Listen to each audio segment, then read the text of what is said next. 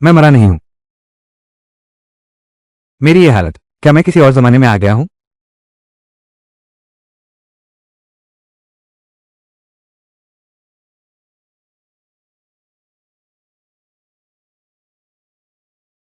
साल 1958 है। मैं सचमुच 1958 में वापस आ गया हूं।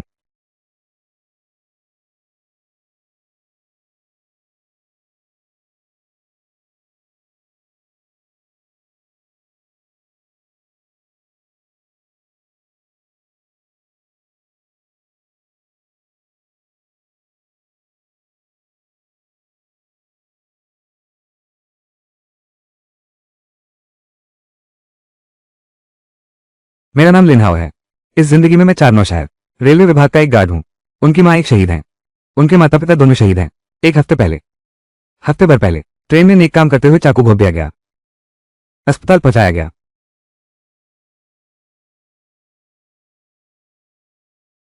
अभी साल 1958 चल रहा है। जल्दी 3 साल का भीषणकाल शुरू होने वाला है। बस अब खत्म हो गया, पूरा खत्म। मैं इस जमाने में कैसे आ गई?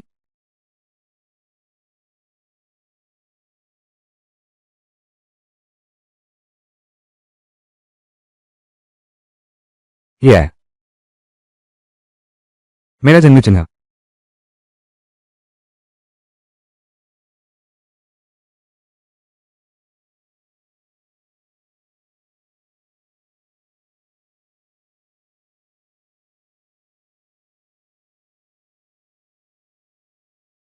निर्माण स्थान। क्या यही वो शक्ति है जो मेरे पुनर्जन्म के बाद आई? ओह, यह एक भंडारण स्थान है। मैं इसमें चीजें आसानी से रख और निकाल सकता हूं।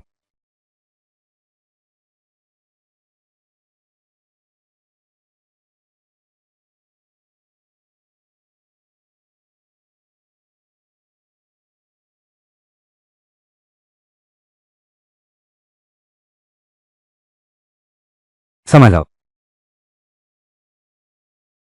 अंदर आ जाओ। इस विशेष स्थान के साथ मैं इस अकाल के दौर में भी दौलत और सफलता पा सकता हूं। नहीं, ऐसा नहीं हो सकता। मुझे जल्दी से अस्पताल को फिर से चालू करना होगा। किसी को भी मेरा राज पता नहीं चलना चाहिए।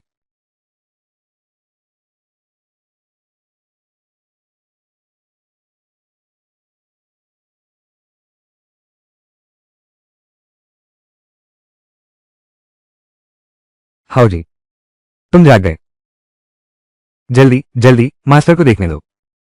ये मेरे गुरु हैं। रेलवे पुलिस थाने के प्रमुख। माता पिता के साथी सैनिक। माँ बाप के जाने के बाद मुझे मेरे गुरु ने ही पाला पोसा। डॉक्टर जी, मेरा भांजा जाग गया है। हावा, तूने तो गुरुजी की जान ही निकाल दी। अगर तुझे कुछ हो जाता तो मैं तेरे माता पिता को मुंह कैसे दिखाता? गुरुजी, आप फिक्र ना करें। देखो, अरे, मैं ठीक हूं। अरे ना समझ लड़के, आगे किसी बदमाश से मिलो तो गुरुजी को बताना। अकेले नहीं भिड़ना। माफ करना गुरुजी, आपको चिंता करवा दी। अगली बार मैं जरूर ध्यान रखूंगा। इतने साल अनाथ रहने के बाद भी मुझे आज भी परिवार का प्यार महसूस होता है। कोई बात नहीं, तुम सही सलामत हो। कल हम घर चलेंगे। मैं तुम्हारी चाची से कहूंगा तुम्हारे लिए मुर्गी बनाए। तुम्हारी अच्छे से ताकत बढ़ेगी। मैं बिल्कुल ठीक हूं मास्टर। 1958 से लेकर 1980 के दशक तक का वो दौर, वो सच्चा स्वर्णिम युग था जब हर तरफ अवसर बिखरे पड़े थे। अब जबकि मुझे दोबारा जीने का मौका मिला है तो मैं हर उस मौके को पकड़ूंगा जो मुझे अमीर बना सके। आओ आओ छोटे आओ। तुम तो अभी हॉस्पिटल से डिस्चार्ज हुए हो। ये चिकन लेग खाओ, ताकत मिलेगी। भैया, तुम ही हो जो मुझसे मिलने आए। नहीं तो महीने भर मुझे मांस का टुकड़ा भी नसीब नहीं होता। मेरी, तुम अभी बढ़ती उम्र में हो। ये चिकन लेग तुम खाओ। भैया, ये तो ठीक नहीं है। तुम अभी हॉस्पिटल से छुट्टी हुए हो ना? तुम्हें पोषण की जरूरत है, कोई अच्छा खाओ। गुरु माता जी, मैं बिल्कुल ठीक हूं। एक बात और, गुरु माता जी, बिल्कुल सही कहा। ये चावल तो किलो के भाव 1 रुपया बढ़ गया है। सुन रहा हूं हिनान में इन दिनों सूखा पड़ रहा है। इस साल कोई फसल नहीं होगी। 3 साल के भीषण अकाल की कल्पना भी नहीं थी। यह इतनी जल्दी शुरू हो गया। नहीं, यह नहीं चलेगा। मुझे पैसे कमाने का कोई रास्ता ढूंढना ही होगा ताकि गुरुजी का परिवार इस अकाल में सुरक्षित रह सके। गुरु माता, गुरुजी, मेरा खाना हो गया। मैं पहले बाहर घूमकर आता हूं। ठीक है, ध्यान से जाना।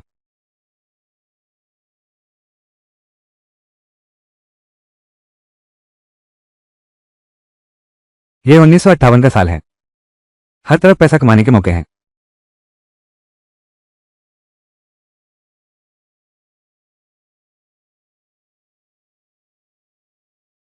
हाँ बिल्कुल, मेरे पास किस्मत का साथ है।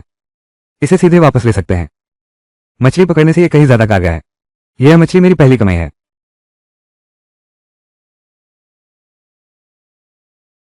बॉस, ये फिशिंग रॉड बिकेगी। 10 रुपये दिन भर के किराए पर दूंगा।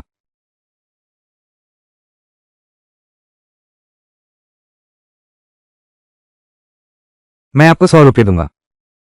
यह मछली का चारा और फिशिंग रॉड, सब कुछ तुम्हें दे दिया।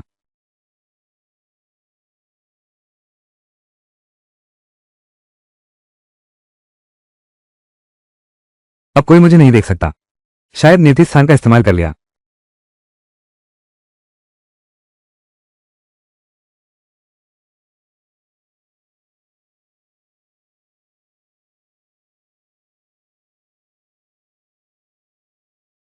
समझ आओ। बहुत बढ़िया। सचमुच काम कर गया। पहले मैं ऐसे ही 5,000 किलो समेट लेता हूं। समझ आओ। ले लो।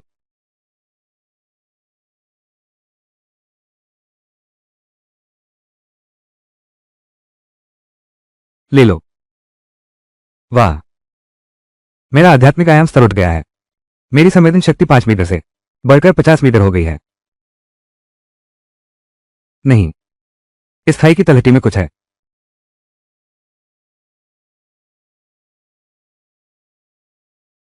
यह क्या है? कहीं यह पिछले शासनकाल का छिपा खजाना तो नहीं? उस साल जब शहर टूटा था, तब कई राजपरिवार और अमीर लोग अपनी दौलत बचा नहीं पाए। उन्होंने खजाने यही जमीन में गाड़ दिए। क्या यह वही है?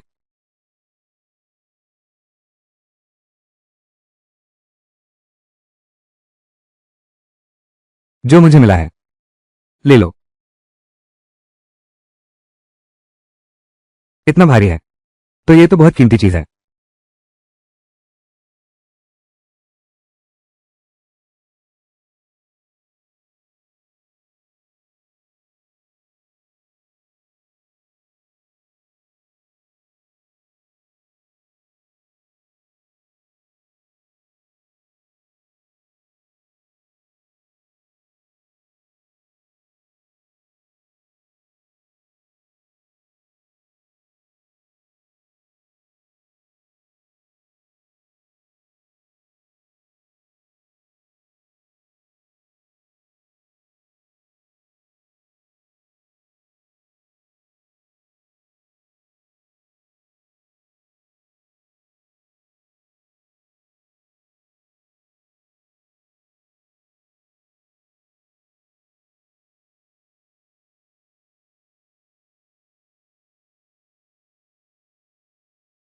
अरे, ये तो बड़ी सोने की मछली है। सिर्फ यह एक टुकड़ा ही 5 किलो का है। इस पूरे बक्से का वजन शायद 500 किलो होगा। कमाल हो गया। अब तो सच में कमाल हो गया।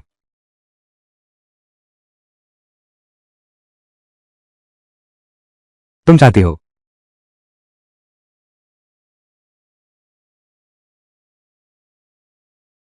सृष्टि स्थान 1 मीटर बढ़ गया है। पता चला कि सोना सृष्टि स्थान को बढ़ा सकता है। तुम सब कुछ चाहती हो। जब तुम चाहती ही हो तो ले लो सब कुछ।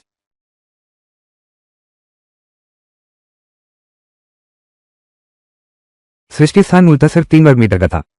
अब पूरे 300 वर्ग मीटर का क्षेत्र हो गया है। संवेदन शक्ति भी 100 मीटर बढ़ गई है। पहला संदूक सोने का है। बाकी 2 संदूक भी कम नहीं होंगे।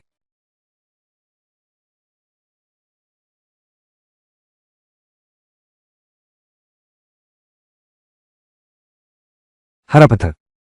ये तो बादशाही हरा है। ये तो बहुत बड़ा फायदा हो गया।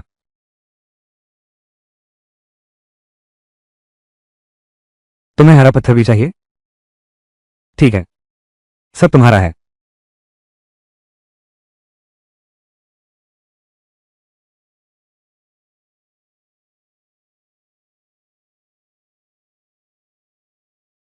ये दिव्य अमृत है।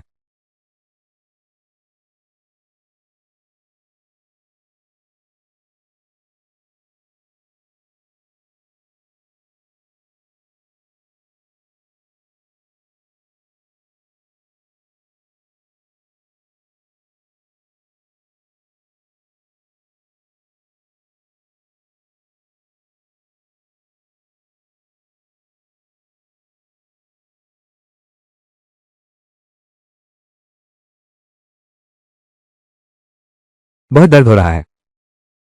लगता है शरीर की सारी नसें टूटने वाली हैं। लेकिन अब लगता है सारे शरीर में शक्ति भर गई है।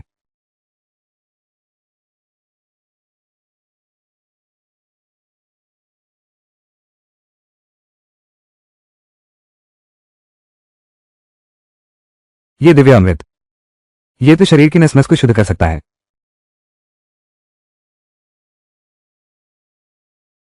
ये सब चीजें राजमहल के पुराने खजाने जैसे लगती हैं। अंधेरे का फायदा उठाकर कपड़े बदल लेते हैं।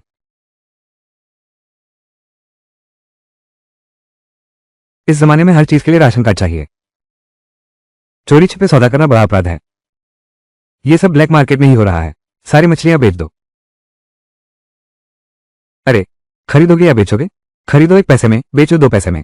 मुझे बेचना है, पर मेरा सामान बहुत ज्यादा है। तुमसे यह फैसला नहीं हो पाएगा। जाओ और अपने बॉस को यहां बुलाओ। क्या आप भी हमारे बॉस से मिलना चाहते हैं? अनाज सौंप दो। मैं फैसला ले सकता हूं। मैं मछली बेचता हूं, और यह 5,000 कैटी मछली है। हर एक का वजन पूरे 3 पाउंड है। क्या आप फैसला ले सकते हैं? माफ करना भाई, पहले सिगरेट पी लेते हैं। छोटू, जल्दी से बॉस के पास जाओ। हाँ, एक साथ इतनी सारी मछलियां निकालोगे तो शक होना तो तय है। फिर भी झूठी पहचान बनानी पड़ेगी। ये है छोटू, यही है वो लड़का, यही है वो छोटा भाई। 5,000 किलो मछली बेचनी है। यही है वो नौजवान, 5,000 किलो मछली बेचने का दावा कर रहा है। जी बॉस, सही सुना आपने। ये है हमारे मुखिया। बॉस हो पूरे पूर्वी शहर में, हमारे बॉस का ही राज चलता है। छोटे भाई, किस रास्ते के हो तुम?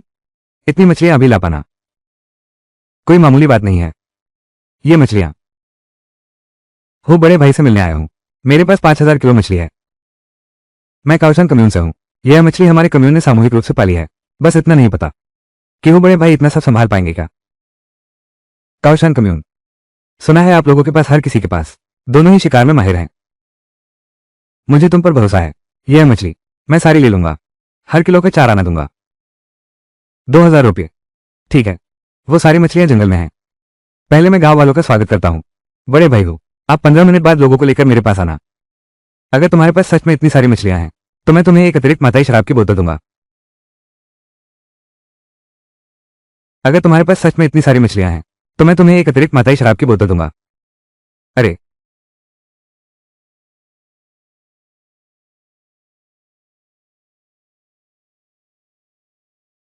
यहीं ठहरते हैं।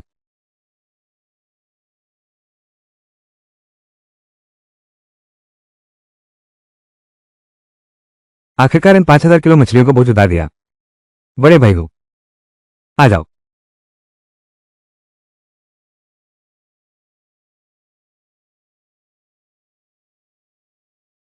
लड़के, सच में इतनी सारी मछलियां हैं जैसा पहले तय हुआ था। 4 माओ प्रति किलो, 2,000 रुपये। आओ छोटे भाई, तुम गिन लो। हो बॉस बहुत ईमानदार है। क्या आप दोबारा गिनती नहीं करेंगे? अरे, इतने साल काम करके मेरी आंखें ही तराजू हैं। आगे से मछली मिलेगी, जितनी चाहो ले आओ। हो बॉस, आप बिल्कुल निश्चिंत रहें। तो मैं पहले चलता हूं। रुको। हो बॉस, तुम धोखे से हड़पना चाहते हो? अरे भाई, आप गलत समझ रहे। हम 4 9 शहर के असली मर्द हैं। हमारा एक वचन ही पत्थर की लकीर होता है। मैंने जो माताई देने का वादा किया था वो तो आपने ली ही नहीं।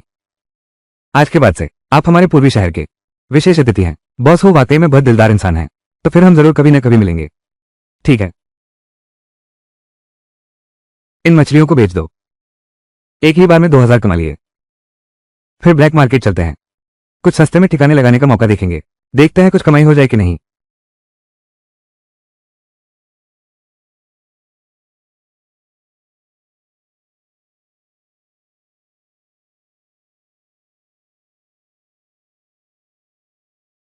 ये तो नीलामी चल रही है। 3 लाख का मिंग राजवंश का जुबान दे लो। मालिक, कितने का है? 20 रुपये, 10 रुपये। यह जुबान दे लो आगे चलकर। नीलामी में करोड़ों में बिका था। अभी साल 1958 है। ब्लैक मार्केट में नकली सामान हो ही नहीं सकता। लगता है अभी के एंटीक्स की अभी कोई कीमत नहीं है। कीमत ठीक है। और क्या अच्छा सामान है, निकाल कर दिखाओ मुझे। लगता है तुम असली चीज पहचानते हो। फिर तो बस देखते रहिए।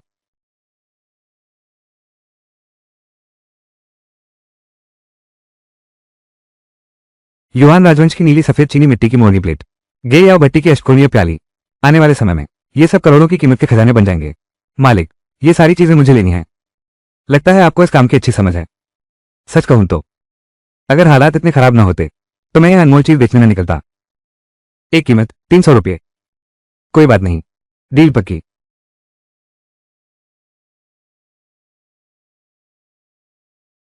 जब ये 3 साल का आकार लेगा तो इन नायाब चीजों की कीमत आसमान छुएगी।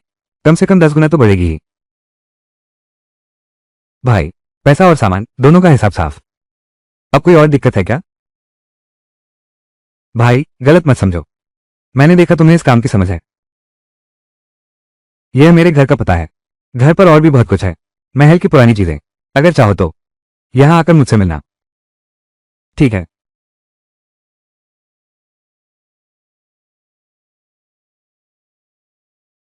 यह मांस कितने का है? यह असली जंगली सुअर का मांस है। 80 पैसे किलो। जंगली सुअर के मांस में तेज गंध होती है, इसलिए ये सुअर के मांस से सस्ता है।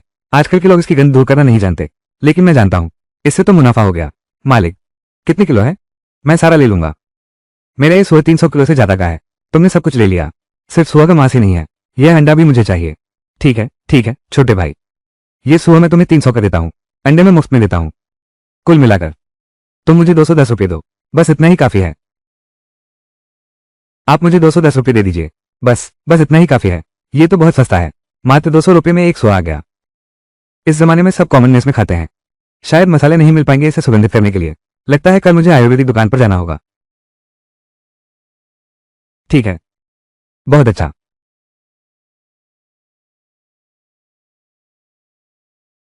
पता नहीं इस दुकान में क्या आयुर्वेद से जुड़ी कोई किताबें हैं। उस अमृत रस को पीने के बाद याददाश्त बहुत तेज हो गई है। शायद कुछ आयुर्वेद सीखकर अपना भविष्य सुरक्षित कर लूं।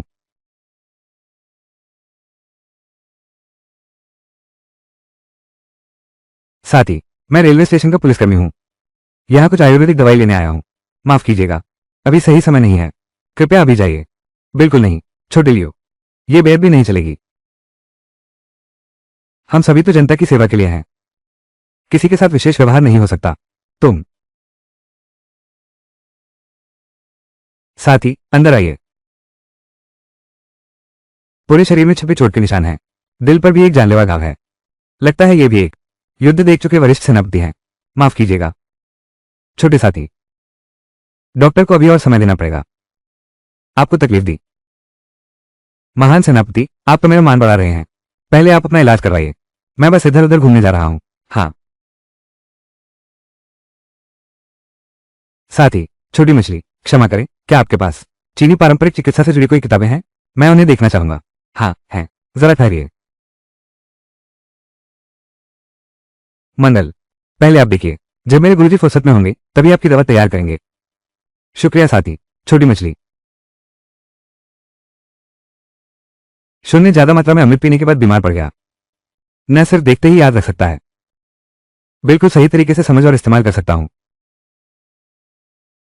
मेरी मौजूदा चिकित्सा कला पूरे शहर में सबसे श्रेष्ठ मानी जानी चाहिए। बुजुर्ग जनरल साहब, जनरल साहब, जनरल साहब, आप ठीक तो हैं? नहीं, ठीक नहीं है। मौसम बहुत गर्म और उमस भरा है। गुस्से से दिल पर बहुत बुरा असर हुआ है। अरे बाप रे, ब्लड प्रेशर बढ़ गया है। अब एक्यूपंक्चर से काम नहीं चलेगा। अब तो हॉस्पिटल जाकर इंजेक्शन ही लगवाना पड़ेगा। ये तो बुजुर्ग कमांडर लगते हैं।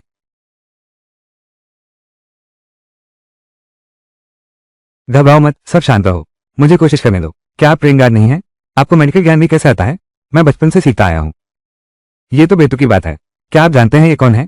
अगर कुछ हुआ तो आप जिम्मेदारी ले पाएंगे? बुजुर्ग जनरल के दिल में कोई चीज फंसी है। उनका ब्लड प्रेशर हमेशा से ही बहुत ज्यादा रहता है। उन्होंने कुछ बातें सुन ली थी जो बहुत जरूरी थी। इसी वजह से वो गिर पड़े। अब और नहीं सहा जा सकता। तुम्हें ये कैसे पता? बूढ़े जनरल के दिल के पास गोली के कुछ टुकड़े फंसे हुए हैं, सिवाय मेरे। ये बात तो सिर्फ उसके परिवार वालों को ही पता होनी चाहिए। आयुर्वेद में देखना, सुनना, पूछना और जांचना जरूरी होता है। मैंने अभी अभी उसके दिल की धड़कन सुनी तो उसमें हल्की सी गड़बड़ी महसूस हुई। महोदय, कृपया आपकी सुइयां मुझे दीजिए।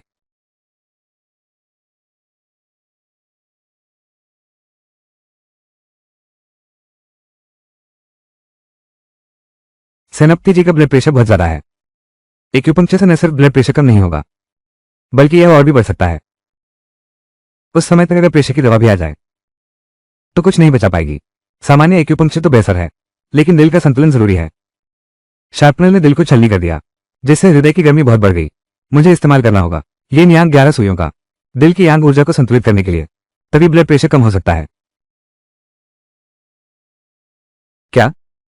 ये नियांग 11 सुइयां? बूढ़े जनरल, इस बार आप बच जाएंगे। ये नियांग 11 सुई चिकित्सा है। यह क्या है? आप तो इस शहर में नामी हकीमों में गिने जाते हैं, अगर आप भी नहीं जानते। ये सम्राट हुआंगी के चिकित्सा ग्रंथ में वर्णित एक ऐसी चिकित्सा पद्धति है जो बहुत पहले लुप्त हो गई थी। येन और यांग का संतुलन बनाकर हर बीमारी का इलाज किया जा सकता है। यह उम्मीद नहीं थी कि इतनी कम उम्र में तुम्हें हवांगी नेजी पीठ सम्राट का आंतरिक ग्रंथ की इतनी गहरी समझ होगी।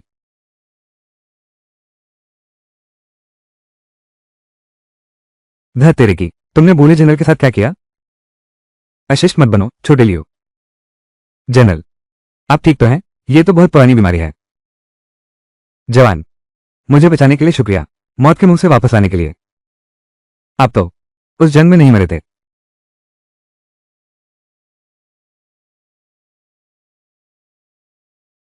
तुम्हारी बातें अच्छी लगती हैं। आपने मेरी जान बचाई है, मैं भी कंजूसी नहीं कर सकता। बताइए आप क्या चाहते हैं? महान जनरल, आप बहुत विनम्र हैं। अगर आप जैसे सैनिक ना होते तो हमारा ये शांतिपूर्ण जीवन कहां होता? हम आपसे कोई इनाम मांगने के लायक नहीं हैं। आप ऐसा कहते हैं, वरना लगेगा मैं बहुत संकीर्ण सोच रहा हूं। लियो जी, उन्हें बंदूक दे दो। जी। ये सेना का नवीनतम उपकरण है, टाइप 56 सेमी ऑटोमेटिक राइफल। इसकी मारक क्षमता बहुत जबरदस्त है, जंगली सुअर को भी एक गोली में ढेर कर देती है। तुम पुलिस वाले हो ना, बिना अच्छी बंदूक के कैसे काम चलेगा? अब ज्यादा हिचकिचाओ मत। कुछ दिनों में ही तो नॉर्थ ईस्ट के लिए ट्रेन है, साल 1958 का नॉर्थ ईस्ट। पर यहां तो शिकार का जमाना था। शिकार में मछली पकड़ने से कहीं ज्यादा कमाई होती है। आगे कोई दिक्कत हो तो बताना। आप सीधे मिलिट्री क्वार्टर्स की तीसरी बिल्डिंग में मुझसे मिल सकते हैं, इस पूरे बीजिंग शहर में। ऐसी कोई बात नहीं जो मैं न कर सकूं।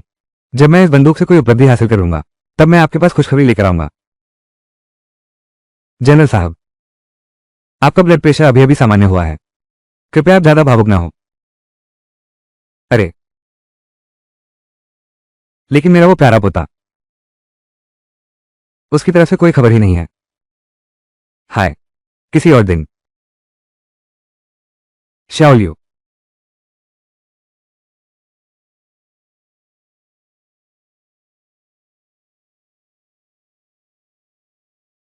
अरे बाप रे, जनरल हु के कई बेटे युद्ध में शहीद हो गए। सबसे छोटा बेटा ही बचा था, वही जीवित रहा। अभी नवजात पोता फिर गायब हो गया। अब पूरा हो परिवार बेतहाशा उसे ढूंढ रहा है। अब समझ आया। अरे भाई, आपको कौन सी जड़ी बूटी चाहिए? आप खुद निकाल लीजिए, आपकी चिकित्सा कला मेरे जैसे बूढ़े से कहीं बेहतर है। कृपया मुझे कुछ मसाले दिलवा दीजिए, और सिंदूर भी। ये पिस्तौल मुझे अभी बूढ़े जनरल ने भेंट की है। मैं भी पहाड़ों पर जाकर कुछ शिकार करना चाहता हूं। ठीक है, मैं तुम्हारे लिए लेकर आता हूं।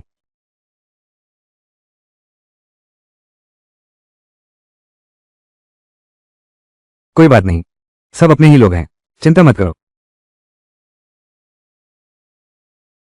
गुरुजी, छोटे हाओ, मैंने तुम्हें 3 दिन की छुट्टी दी थी ना? अभी तो ऑफिस का समय भी नहीं हुआ है। ये मैंने कल मछलियां पकड़ी थी, खासतौर पर आपके लिए लाया हूं। शैतान लड़का, एक बार चोट खाई है तो अब शिष्टाचार भी आ गया है। मैंने सुना है कि हमारी यह ट्रेन पूर्वोत्तर जाती है। मैं तो सोचा था कि आपसे कुछ सीखने का मौका मिलेगा, तो आप मुझे यही रोकने की सोच रहे थे। चलिए, आपका परिचय करा देता हूं। ये हैं हमारे इस ट्रेन के ट्रेन मास्टर, मास्टर रॉबर्ट। अब आप खुद ही पूछ लीजिए कि मास्टर रॉबर्ट आपको रखेंगे या नहीं। रिश्तेदार अंकल, नमस्ते। अरे वाह, सचमुच नौजवानों में ही असली हीरो होते हैं। आपकी बहादुरी वाली घटना के बारे में पूरी ट्रेन के सभी यात्री जान गए हैं। ठीक है, सहयोग से हमारी इसी गाड़ी में अभी एक ट्रेन गार्ड की कमी है। हम छोटे नायक का स्वागत करते हैं। हमारी गाड़ी में आ जाओ। धन्यवाद राम चाचा। गाड़ी चलने वाली है, जाकर मामी की टिकट जांचने में मदद करो। अरे ड्राइवर साहब, आप तो आमतौर पर गाड़ी के साथ नहीं जाते, इस बार तुम भी कैसे सवार हो गए? इस बार वो भी कैसे शामिल हो गया? अभी इस शहर में मांस का हाल यह है, पैसे होने पर भी नहीं मिलता। मैं सोच रहा था कि उत्तर पूर्व की तरफ जाकर देखूं, शायद कुछ मांस जुटा पाऊं। अगर तुम मांस ला सको, किसी भी तरह का मांस हो चलेगा। उसने ऊंचे दाम पर सारा माल खरीद लिया। रुपये लेकिन अगर स्टेशन को बेच दे तो पैसे खर्च करने में दिल खुश होगा। ठीक है, इस नौजवान में दम है। बहुत अच्छा। हाँ, अंदर आ जाओ।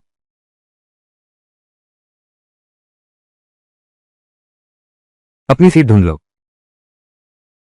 अभी कोई सुरक्षा जांच मशीन नहीं है, लेकिन ट्रेन गार्ड बंदूकें लेकर चलते हैं। आमतौर पर कोई ट्रेन में मुसीबत नहीं खड़ी करता। अंदर आओ। अपना सामान ठीक से रख लो।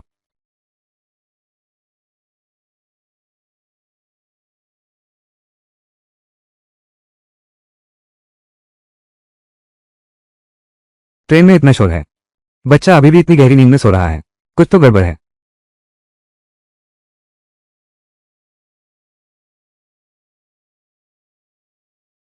यह अमेरिकी पिस्तौल है। ये दोनों आदमी पक्का जासूस हैं।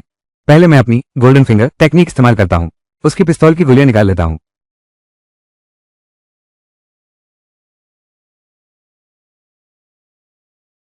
गुरुजी, वो आदमी जो अभी यहां था, उसके पास बंदूक है। इस तरह से आप शौचालय के दरवाजे के पीछे छिप जाइए, फिर मैं बाहर जाकर उससे लाइट मांगूंगा। उस समय आप दरवाजा खोल देना। नहीं, ऐसा नहीं हो सकता। वो आदमी खतरनाक है, उसके पास बंदूक है। तुम अंदर रहो। खतरा हो तो भी मैं ही लड़ूंगा। गुरुजी, मुझे अंदाजा है, तुम्हें तो सिगरेट पीनी भी नहीं आती। तुम्हारे कपड़ों से सिगरेट की बदबू तक नहीं आती। बस तय हो गया, तुम अंदर रहो।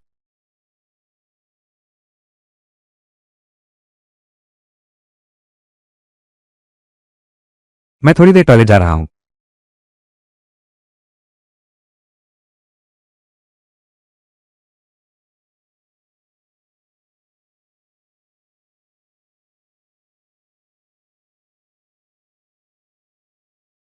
देहाती भाई, जरा लाइट दे दो, बहुत नमी है। शुक्रिया। बिल्कुल इसी वक्त।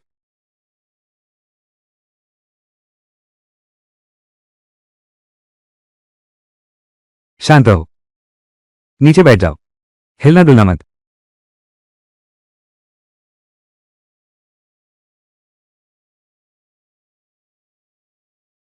चुपचाप रहो।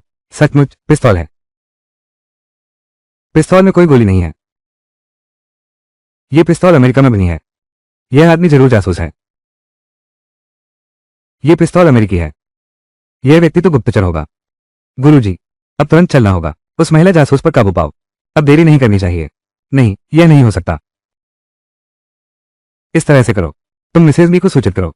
उस महिला जासूस को फर्स्ट क्लास डिब्बे में ले आओ, ताकि बेगुनाहों को नुकसान न पहुंचे। ठीक है, जल्दी जाओ। शांत रहो।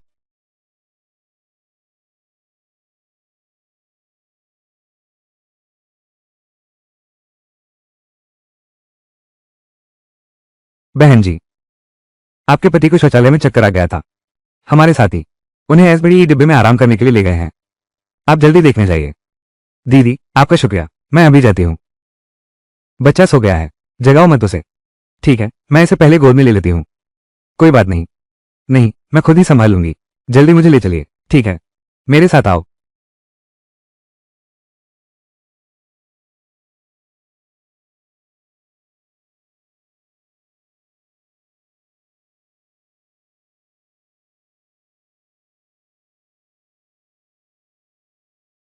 बहन जी, देखो तुम्हारे पति को क्या हो गया है। अरे मामा जी, मामा जी, आपको क्या हुआ।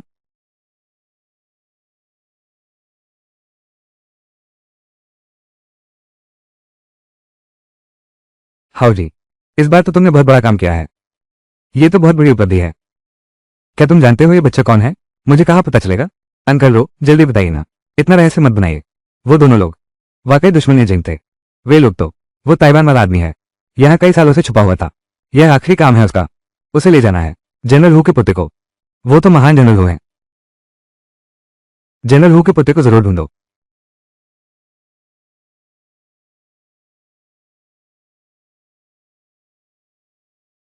भाई लियो, इतनी जल्दी फिर मिल जाएंगे ये सोचा नहीं था। भाई तुम ही हो ये कभी नहीं सोचा था। मैंने भी नहीं सोचा था। कहिए ये कैसा सहयोग है। अरे, क्या पिछली बार आयुर्वेद क्लिनिक में जो महाशय थे वही हूँ लाओ जनरल हैं। बिल्कुल सही, इस बार तुमने बचाया हुरान जनरल के पोते को। यह एक बहुत बड़ी सफलता है। जब मैं वापस जाऊंगा तो हुरान जनरल को जरूर बताऊंगा। वो तुम्हारी सिफारिश करेंगे। इस बार दुश्मन एजेंट पकड़ा गया, हुरान जनरल का पोता बच गया। ये सब उस छोटे वो की वजह से हुआ। उसने पहले ही भांप लिया था, नहीं तो हम सभी अंधेरे में ही रह जाते। लियो भाई ने दिया है। तुम्हारा नाम लिनहाओ है ना? मैं तुम्हें याद रखूंगा। मैं पहले से जियो शहर वापस जाता हूं। जब तुम वापस लौटोगे तब मैं खुद तुम्हें हुलाओ से मिलवाने ले चलूंगा। हाँ। शैतान लड़का, तुम्हारी यह यात्रा बिल्कुल व्यर्थ नहीं गई। न सिर्फ जासूस को पकड़ा, बल्कि हुलाओ के पुत्र को भी बचाया। जब हम वापस 4-9 शहर पहुंचेंगे, शायद तुम्हारी पदोन्नति हो जाएगी।